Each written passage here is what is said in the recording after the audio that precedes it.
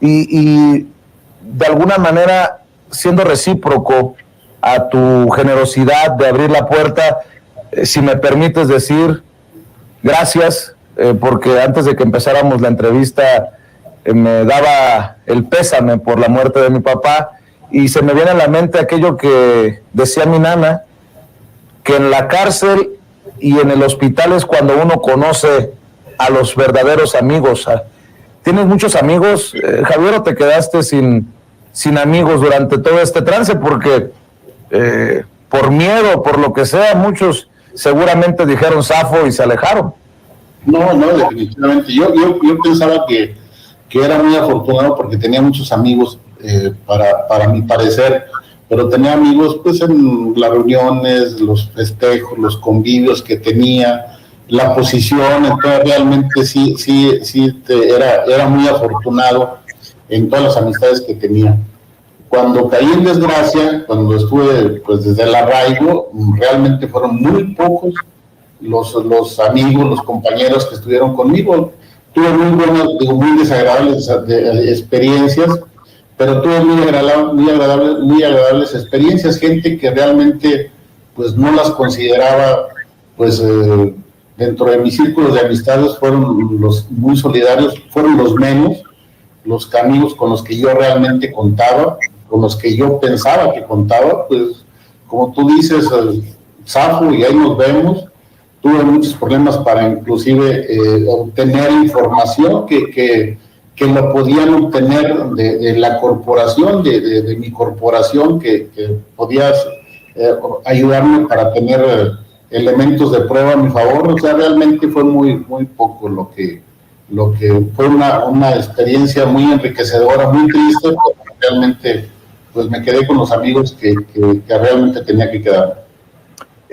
Más de 30 años como policía, y me corriges, Javier, si estoy equivocado en algo, más de 30 años de policía federal, ex jefe de la División de Seguridad Regional de esa Policía Federal, comisario general retirado.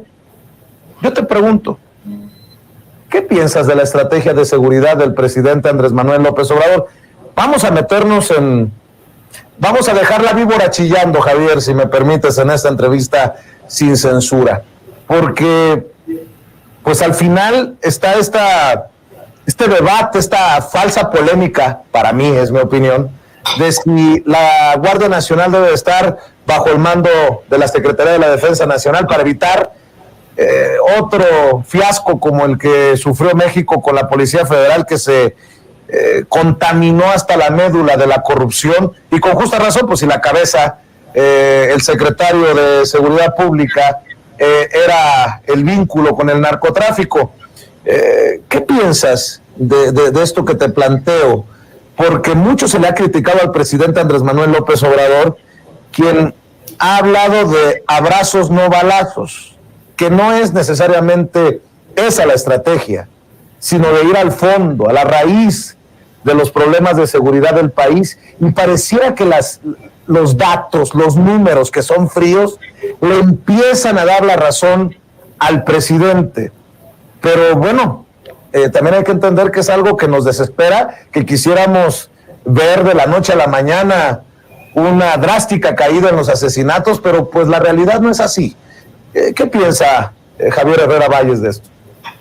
Mira, Vicente, cuando yo le escribo al presidente Calderón en mi segunda carta, yo le comento todo lo que estaba pasando, lo que estaba permeando en la Policía Federal. Estaban premiando a la gente a la que eran sus aliados, a las que tenían comportamiento delictuoso, a los que se prestaban para todas sus componendas, porque inclusive los comandantes de región, los que entraron, que reprobaron los exámenes de control de confianza, pues esta gente, y ya lo comenté más de una ocasión, y por gente que estaba adentro, pagaban $50,000 por obtener ese ascenso, ese ingreso a la Policía Federal, y así a todo el mundo le cobraban O sea que hasta eso era negocio.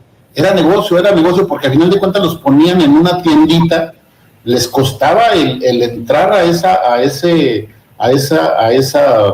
abarrote, vamos a ponerle así, a esa tienda, les costaba el entrar y además tenían que pues estar pagando una renta por mantenerse ahí. ¿Qué pasaba con los buenos elementos? Los separaban, los cambiaban, los daban de baja, les iniciaban procedimiento, entonces premiaban a los pillos y sancionaban a los buenos.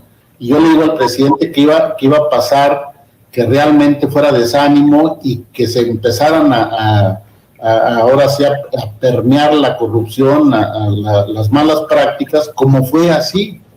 Hay muy buenos policías todavía, o sea, realmente, si me preguntas que si es correcta la estrategia, lo único que te puedo decir es que son formaciones diferentes.